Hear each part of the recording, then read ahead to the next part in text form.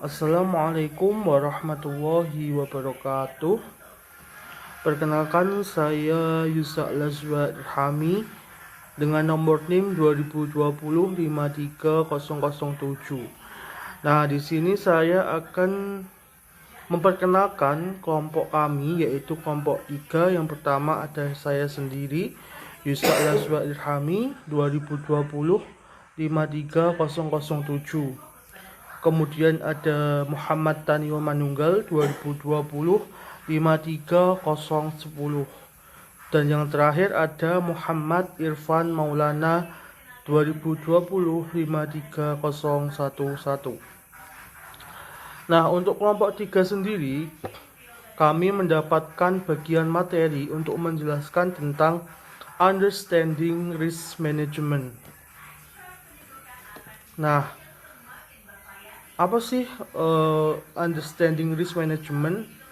Understanding risk management adalah manajemen resiko proyek. Apa sih detailnya?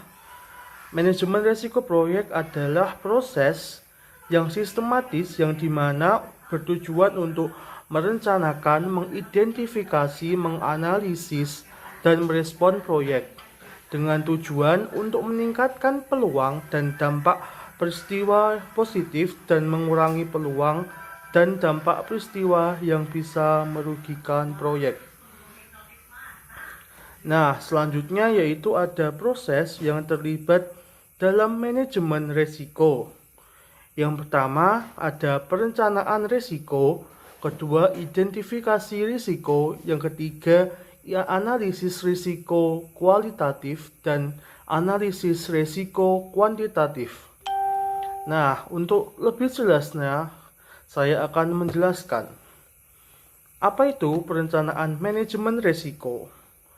Di dalam proses perencanaan manajemen risiko terdapat proses di mana untuk memutuskan bagaimana menjalani dan mendekati serta melaksanakan aktivitas manajemen risiko untuk proyek. Yang kedua, memastikan tingkat, tipe, dan visibilitas manajemen risiko yang setara dengan risiko dan kepentingan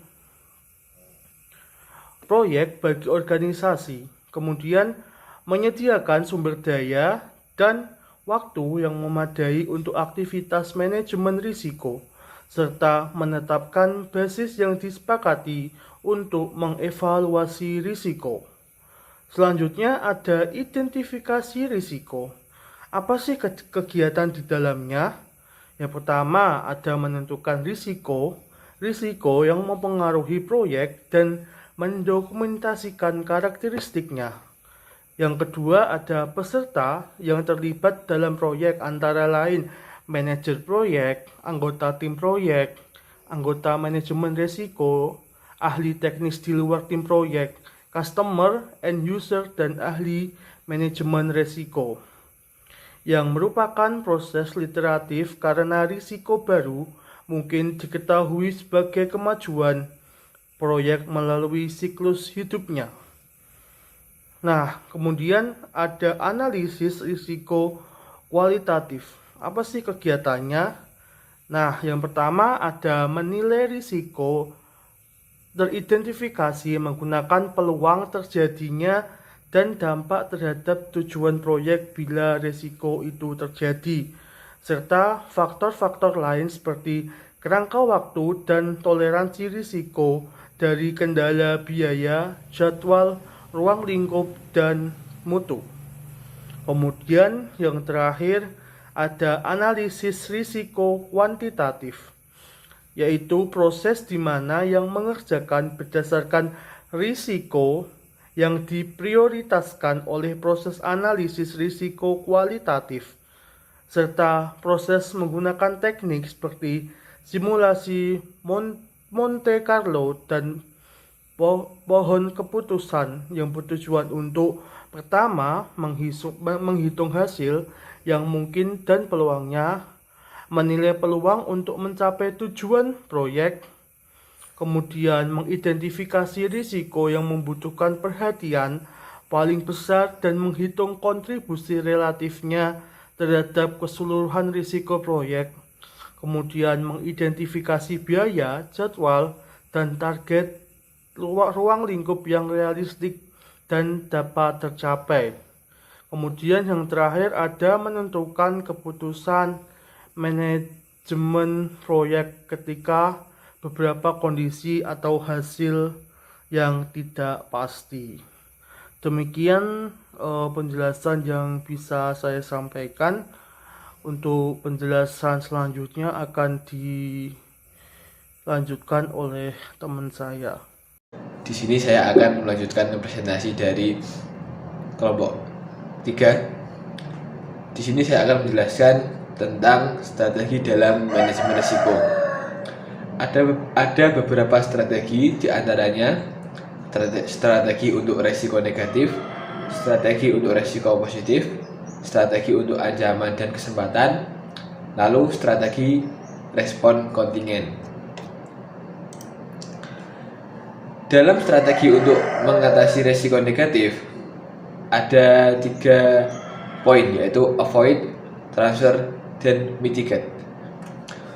Avoid adalah penghindaran risiko melibatkan perubahan rencana manajemen untuk menghilangkan ancaman oleh risiko merugikan, mengisolasi tujuan proyek dari dampak risiko, atau mengendurkan tujuan yang dalam bahaya. Selanjutnya yaitu transfer. Transfer adalah pemindahan risiko yang mensyaratkan pergantian penerimaan dampak negatif dari pemilik ke pihak ketiga. Selanjutnya mitigate atau mitigasi, yaitu pengurangan peluang atau dampak peristiwa berisiko yang merugikan ke ambang batas yang dapat diterima dalam proses manajemen risiko. Selanjutnya yaitu selanjutnya yaitu strategi untuk risiko positif. Ada 3 poin juga. Yang pertama yaitu exploit, yang kedua share, dan yang ketiga adalah enhance. Exploit adalah strategi untuk memastikan bahwa kesempatan atau risiko positif dapat terrealisasi. Contoh, menugaskan SDM yang lebih berbakat untuk mengurangi waktu penyelesaian atau menyediakan mutu yang lebih baik daripada yang direncanakan. Yang kedua yaitu share. Share adalah alokasi kepemilikan kepada pihak ketiga yang memiliki kemampuan terbaik menangkap peluang atau manfaat proyek. Contohnya yaitu special purpose company, joint venture, dan lain-lain. Yang ketiga yaitu enhance atau memodifikasi ukuran kesempatan dan memaksimalkan pengendalian adalah memodifikasi ukuran kesempatan dengan meningkatkan peluang atau dampak positif dalam mengidentifikasi dan memaksimalkan pengendali kunci dari risiko berdampak positif. Selanjutnya yaitu strategi untuk ancaman dan kesempatan. Strategi untuk ancaman dan kesempatan di sini ada acceptance, yaitu sangat jarang kemungkinan untuk menghilangkan seluruh risiko proyek. Tim memutuskan untuk mengubah rencana manajemen proyek untuk menyesuaikan dengan risiko. Di sini ada 2 penerimaan, yaitu penerimaan pasif dan penerimaan aktif. Dan strategi yang terakhir yaitu strategi respon kontingen. Dengan beberapa respon yang dirancang untuk digunakan hanya bila peristiwa tersebut terjadi, hanya bila peristiwa tertentu terjadi. Untuk beberapa risiko, tim proyek membuat rencana respon yang hanya akan dilaksanakan di bawah kondisi tertentu. Selanjutnya yang akan saya jelaskan di sini adalah pengelolaan risiko. Pengelolaan risiko sendiri ada 5 poin, yaitu risk avoidance, risk reduction, risk transfer, risk deferral, atau risk retention.